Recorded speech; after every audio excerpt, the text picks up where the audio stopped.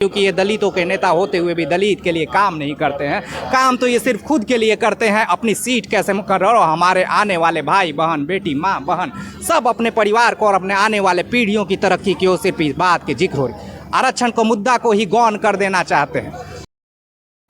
नमस्कार, मैं धर्मेंद्र कुमार, आप देख रहे हैं रनाट न्यूज। अभी हम मौजूद पटना में। बताना चाहूँगा, चिराग पासवान एक तरफ तो जीता राम मांझी एक तरफ। इसलिए हो गया है कि जो आरक्षण की जो मामला था, जो सुप्रीम कोर्ट का जो बयान आया था कि कोटे में कोटा होना चाहिए, तो जीता राम मांझी इनकी समर्थन में है, क्रीमी लेयर के समर्थन में है, तो चिराग पासवान इनका विरोध कर रहे हैं। तो लोगों को कहना है कि एनडीए में अब टूट आ गया। क्या एनडीए सच में टूटने वाला है, अलग अलग होने वाला है? अभी हम जनता के बीच है, जनता से जानने का प्रयास करें क्या सच है। क्या नाम है भैया? राकेश रॉय। कैसे देख रहे हैं एनडीए में टूट के कगार पे है? देखिए, टूट की कगार कुछ नहीं होती है और राजनीति किसी टूट और जोड़ का तो कोई जिक्र ही करना बेईमानी। बात हो रही एनडीए, सबको अपना सत्ता चाहिए, सबको अपना कुर्सी चाहिए, हमें संसदीय चाहिए, हमें विधायक चाहिए। बात यहीं पे अटक रही है, जहां अपना चिराग अपनी राजनीति को बढ़ाने पे लगे हुए हैं, तो दूसरी छोर को अपनी राजनीति को मजबूत करने में जीतन राम मांझी लगे हुए। चिराग को लग रहा है कि हमारी राजनीति इससे खिसक जाएगी अगर हम इसका विरोध नहीं करेंगे, और दूसरे की तो बात छोड़िए, उनकी अपनी कुर्सी खतरे में पड़ जाएगी। खतरे में इस आलोक में पड़ जाएगी कि जब वो जीते हुए हैं, इसी नाम पे वो क्रीमी लेयर में आते हैं, उनके पास पैसा सरोच, बल्कि जितने भी गरीब लोग उससे कहीं ज़्यादा है, सामान्य वर्ग से भी कहीं ज़्यादा है, तो खतरा तो होगा ना, क्योंकि वो सुरक्षित सीटों से खुद भी जीते हुए हैं और को भी अपने परिवारजनों को जिताते आए। दूसरी ओर मांझी जी इस मुद्दे पे कि हम लोग और को बढ़ाएंगे, हम तो खुद मंत्री बन गए, बेटा बना दिया, अब हम बेटी उटी को भी जिता लें। स्वार्थ की राजनीति और खुद की राजनीति में फंसा हुआ है आरक्षण का मुद्दा।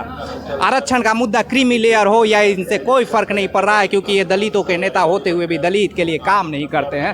काम तो ये सिर्फ खुद के लिए करते हैं, अपनी सीट कैसे मुकर्रर हो, हमारे आने वाले भाई बहन, बेटी, माँ बहन, सब अपने परिवार को और अपने आने वाले पीढ़ियों की तरक्की की ओर सिर्फ इस बात की जिक्र हो रही। आरक्षण को मुद्दा को ही गौन कर देना चाहते हैं। हाँ, जहाँ तक ली कोई स्वाभाविक है कि अरे आरक्षण छोड़ दो ना, तुम खुद ही छोड़ दो कि हम आरक्षण के सीट से नहीं लड़ेंगे, क्योंकि हम सामर्थ्यवान हो गए हैं, हम ताकत हो गए हैं। आज हमारे पीछे Z+Y+ सुरक्षा चलती है। हाँ, इक्का दुक्का जो कारण होता है वो भी राजनीति का मुद्दा और हिस्सा होता है। जब आप बोलते हो कि मंदिर धो दिए जाते हैं, ईद धो दिए जाते हैं, लेकिन वो भी एक राजनीति का हिस्सा होता है, जिसे आप भुनाने के लिए जारी किए रहते हो। नहीं तो किसकी ताकत है जो आपके समक्ष खड़ा हो सके?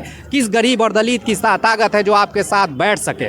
आप दलितों से सिर्फ और सिर्फ राजनीति और चुनाव के समय जाते हो, गले लगाते हो, रोटी खिलाते हो, इसके बाद आपसे मिलना भी दुश्वार हो जाती है। आज आरक्षण की बात जरूर हो रही है, लेकिन आरक्षण के पीछे छिपा हुआ है तो सिर्फ इनका स्वार्थ। कोई इनको चर्चा और एनडीए की टूट की बात नहीं है, सिर्फ और सिर्फ राजनीति को चरम सीमा पर पहुंचाने की बात हो रही है, जिससे कि इनकी रोटी चलते रहे और इनकी कुर्सियां बची रहे, वरना क्रीमी लेयर हो जाएगा। और इन लोग जैसे तो खुद छोड़ देना चाहिए, सुप्रीम कोर्ट के बिना सोचे छोड़ देना, नहीं हम सामर्थ्यवान हो गए। क्या जरूरत है आरक्षण लेने की इन जैसे लोगों को, चिराग जैसे लोगों को? क्या जरूरत है आरक्षण लेने की मांझी जैसे लोगों को? हाँ, स्वाभाविक है कि आप उसी समुदाय से लाओ, आप उन्हीं लोगों से, लेकिन दूसरे लोग को, अपने परिवार से हट के दूसरे लोग को बढ़ा। मांझी लोग हैं तो आप दूसरे मांझी ही दल से लाओ, लेकिन दूसरे जो गरीब हैं उनको आरक्षण पे लाओ।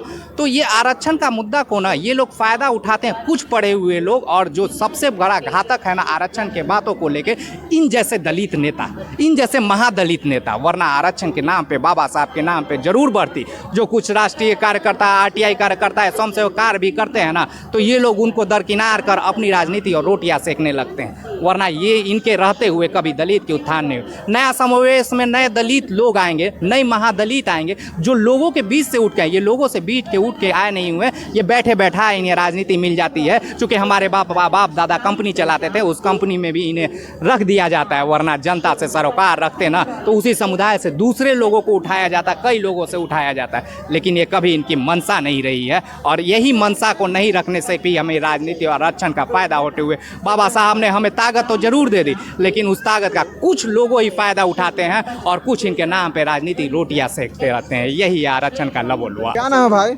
शामिल हो। मेरा नाम निखिल कुमार हुआ। कैसे देख रहे हैं एनडीए में टूट के कगार पर है? जैसे चिराग पासवान एक तरफ है तो जीता राम मांझी एक तरफ, दोनों मंत्री हैं, तो मोदी जी दोनों को कैसे समझा पाएंगे, कैसे मैनेज कर पाएंगे? देखिए, टूट की कगार पे कोई एनडीए नहीं है, ठीक है। वो मतलब होते हैं, परिवार में भी कभी अनबन होता है, अपना भाई से भी हो जाता है, ऐसा कोई बात नहीं, ठीक है। और चिराग पासवान खुद समझदार नेता है, पढ़े लिखे नेता है। आप किस गरीबों की बात कर रहे हैं? तेजस्वी जी, अखिलेश जी, उसी गरीब की बात कर रहे हैं जिस गरीब की बेटी का रेप आपके पार्टी का जो नेता है, आपसे पार्टी से जुड़ा हुआ है, उसी गरीब की लड़की का रेप करता है, 12 साल की बच्ची का। और आप बोलते हैं रेप करता है? कौन रेप? मोहसिन खान नहीं किया है, आपको नहीं मालूम है? मेरा सवाल ये नहीं, मेरा सवाल ये है भाई, तो आप गरीबों का पे बात करते हैं, कहीं ना कहीं इंडी गठबंधन गरीबों पे बात करती है। तो मेरा तो सवाल यह है ना कि गरीबों किससे उन्होंने क्या किया है? गरीब की बेटी के साथ रेप हो रहा है, गरीब की बेटी का बलात्कार हो रहा था, फिर आप गरीबों के। मेरा सवाल ये है कि जो आरक्षण जो मामला या सुप्रीम कोर्ट का जो बयान आया है क्रीमी लेयर वाला कि कोटे में कोटा होना चाहिए, ये मतलब कैसे समझा पाएंगे? ये आरक्षण जो है ना, वो कोर्ट अगर आरक्षण देगी तो हम उसे रोक भी नहीं सकते हैं, अगर नहीं देगी तो हम उसे दिला भी नहीं सकते हैं। वो हमारी बस की नहीं, कोर्ट का जो फैसला आएगा समान होगा। और कहीं ना कहीं एनडीए गठबंधन में जो फूट हुआ है, मतलब मानते हैं थोड़ी परिवार में अनबन होती रहती है, लेकिन क्या नाम है भाई साहब? रविंद्र कुमार शर्मा, कहाँ घर है? सुपौल डिस्ट्रिक्ट। कैसे देख रहे हैं ये चिराग पासवान को, जीतनराम मांझी को? दोनों एनडीए का मंत्री हैं और दोनों अलग अलग हैं। मतलब चिराग पासवान ये क्रीमी लेयर का विरोध कर रहे हैं तो जीतनराम मांझी समर्थन में। ये क्या, कैसे आप देख रहे हैं? सर, मैं कहना चाहूँगा कि देखिए, समझदारी का कमी है जीतनराम मांझी के अंदर। चिराग पासवान बहुत ही कद्दावर नेता है, हमारे राज्य के लिए बहुत ही अच्छा है। उसके स्वर्गीय पिता रामविलास पासवान जी बहुत अच्छे काम करते थे और कभी इतने साल रहा उन्होंने इस शासन में, कभी उसके ऊपर तिनका भर दाग नहीं लगा। मैं तो तहे दिल से उसका धन्यवाद करना चाहूँगा। जीतनराम मांझी आखिर विरोध क्यों कर रहे हैं चिराग पासवान को? अब चिराग पासवान का देखिए, जीतनराम मांझी का अपना मैटर है, ये तो कह नहीं सकते हम और आप, उनका मैटर है पर्सनल। लेकिन ये गलती है, वापस में मिलकर काम करना चाहिए, अपने राज्य को आगे, जिस स्तर पे अभी हमारा बिहार राज्य चल रहा है, इसको और आगे बढ़ाना चाहिए। इस मुद्दे पे चिराग पासवान सही हैं कि जीतनराम मांझी सही हैं? नहीं, हम तो चिराग पासवान को लाइक करते हैं। चलिए ठीक है। अभी जनता के बीच थे, जनता से मैं जानने का प्रयास किया जो सुप्रीम कोर्ट का जो बयान आया है क्रीमी लेयर वाला, जो कोटे में कोटा होना चाहिए, तो चिराग पासवान विरोध कर रहे हैं, जीतनराम मांझी समर्थन कर रहे हैं। अब जीतनराम मांझी क्यों समर्थन कर रहे हैं? उनको लगता है कि शायद हमारे समाज को इससे बेनिफिट हो सकता है, या ये भी उनको लग रहा होगा कि इस मुद्दे को अगर हम समर्थन करते हैं तो हम मीडिया में बने रहेंगे, इसीलिए शायद इसको समर्थन करते होंगे। आप इस बारे में क्या सोचते हैं? अपनी प्रतिक्रिया जरूर दें। जब तक के लिए जय भीम, जय भारत।